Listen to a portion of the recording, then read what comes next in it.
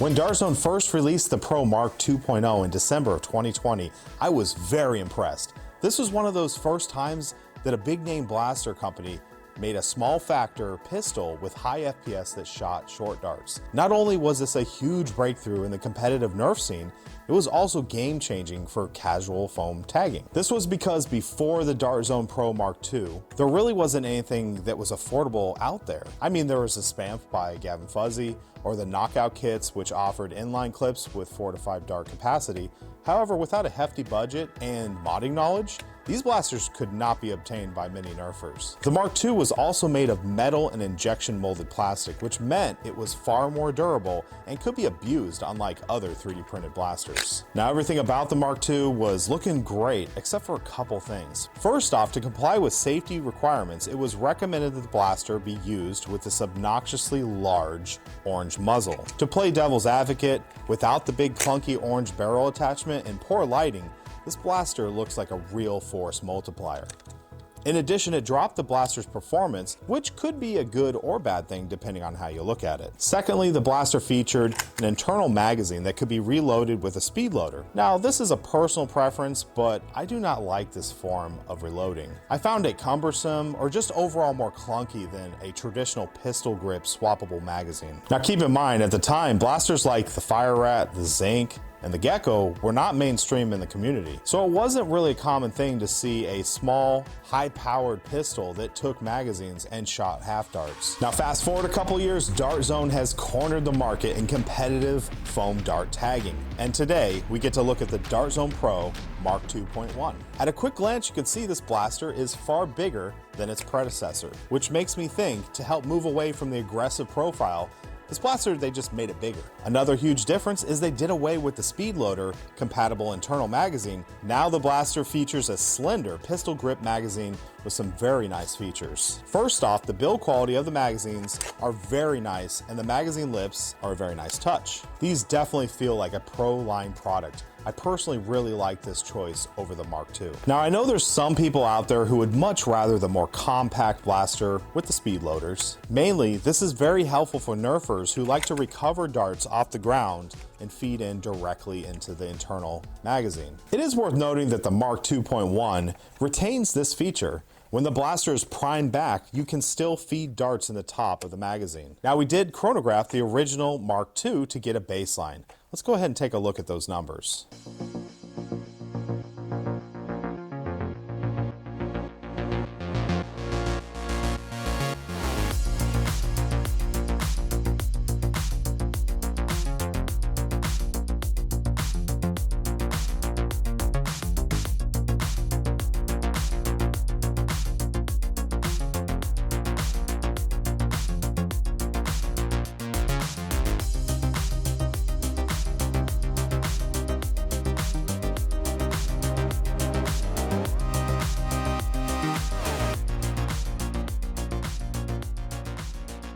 And here's the new and improved Dartzone Pro 2.1. As we can see right out of the box, this blaster does hit much harder. Just keep in mind, all the testing done was with the new darts provided without barrel attachments. These are the new Dartzone Pro Series Bamboo 2.0 half-length darts. They're very similar to the original, however, they do feature these little triangles that are cut through the heads of the darts. Bamboo darts have a good track record of having higher velocities and more accurate flight trajectories when fired out of a Springer. I'm a big fan of Bamboo darts. I wish I could say the same thing for the barrel attachments. These barrel attachments offer no scarring or rifling, so they don't really do the blaster any favors. Something I'm a little disappointed with is the standard Dartzone muzzle brakes do not seem to be cross-compatible with the MK2.1. On a plus, it does make the blaster look much safer, so playing in a public setting, I would definitely recommend using them. Now, I can't fault the cross-compatibility issues too bad, because it's still much better than the big clunky barrel used on the 2.0. It does look like you can actually wrap electrical tape on the ends, and they will work. Now let's talk about the blaster's accuracy. We shot these blasters at 50 feet. The MK2.0 and the MK2.1 are both very accurate blasters. I like shooting the 2.0 because of its bigger sight profile, and it's easier for me to get a good sight picture on it. Overall, I'm very impressed with the performance of the new MK2.1, and I can't wait to playtest this. As far as Ergo is concerned, the Mark 2.1 has a much wider pistol grip due to it needing the extra width to accommodate a swappable magazine.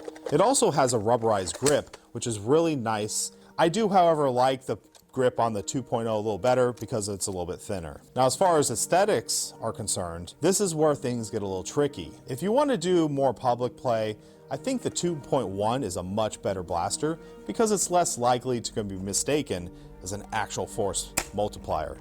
Now, if you're at a private field, I think I'd prefer the Mark 2.0. This profile is compact, sleek, and it hits super hard for its size and weight. So let's go over what comes with the new version of the Mark II. First off, we have the blaster. They call this the Dartzone Pro Series Mark 2.1. We have the 18 Bamboo 2.0 short darts. We have 3 half-length dart magazines, a muzzle brake, a blaster holster set, and a mask. This is the same mask that came with the last Tournament Pro Edition blaster I reviewed. If you haven't done so already, make sure to check that video out. I did a full review on the Dartzone Pro Mark 1.1. As we can see, this holster is very nice, has a little side pocket for the muzzle brake. These provide a generous amount of magazines, and the overall packaging is stellar. This is a huge upgrade from the original brown cardboard box my Mark 2.0 came in. Also, I have to give an honorable mention about the 4-pack of magazines on Amazon for only $14.99. This is a screaming deal. If you would like to support Flux Labs and use the official DrFlux affiliate link and pick up a few today, the link will be in the description. So what are my final thoughts of the new Mark 2.0? I think it's a solid offering from Dartzone. The blaster doesn't have many things I don't like about it. I guess if I were to pick one thing, it would probably be the mag release. It's comically small, but I can overlook this because it does function just fine. At the time this video was filmed, the Mark 2.0 is $79.99 on Amazon, and the Mark 2.1 is $99.99. I think this is a fair price for both blasters considering what you get with each of them. Unfortunately, I can't tell you to buy one over the other because it's kind of situational. These two blasters are different enough to the point where they kind of fill different roles. For me personally, I'd like to run the 2.1 as a primary and maybe have a flywheel as secondary. The Mark 2.0 I would much rather have as a secondary to kind of complement a good primary flywheeler. But that's just me. Now, if you'd like to pick up any of these two blasters, please use the affiliate link in the description and we'll get a few bucks back. Well, I'm DrFlux, and that pretty much wraps up today's video. If you haven't done so already, make sure you're subscribed to the channel, hit that little notification bell so you can see when we make new content. We have a lot of good stuff coming. As always, be safe and happy foam flinging.